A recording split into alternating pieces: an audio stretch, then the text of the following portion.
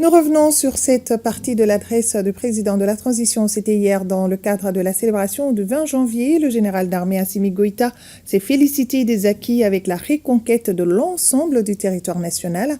L'armée malienne a de beaux jours devant elle. Au-delà de l'acquisition de nouveaux équipements sophistiqués, les autorités de la transition comptent mettre en place une industrie militaire pour faire de l'armée malienne une puissance régionale, poursuit le chef de l'État. Nous l'écoutons. L'armée malienne, fidèle à sa tradition, a montré la voie en mettant en échec les forces qui cherchaient à déstabiliser notre pays. Son exemple sert désormais de modèle pour nos sociétés civiles, pour nos populations, dont la mobilisation aux côtés des armées constitue une garantie de succès. La montée en puissance de notre armée au cours des dernières années est sans équivoque. Nous avons mené une profonde transformation sur les plans humains, doctrinal, organisationnel et matériel. La doctrine militaire des FAMA a été réformée pour faire face aux nouvelles menaces. Grâce à la nouvelle impulsion insufflée par l'école de guerre du Mali, qui abrite sa première promotion AIS. Nos chefs militaires sont aujourd'hui davantage conscients des enjeux, mieux préparés intellectuellement et pleinement capables de réfléchir en toute indépendance, sans ingérence extérieure. L'organisation de nos forces armées a été revue pour garantir une meilleure réactivité et une efficacité accrue sur le terrain.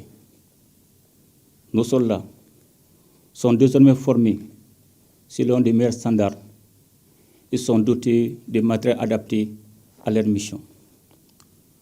En vue de consolider les acquis opérationnels de 2024 et envisager d'autres succès, le processus d'équipement des forces armées et de sécurité se perfectionnera en 2025 avec la mise en place d'une industrie militaire. Nous travaillons activement à l'installation d'usines d'armement avec des unités d'assemblage d'armes individuelles et collectives, des montages de véhicules tactiques légers, de fabrication de munitions et d'explosifs à usage civil.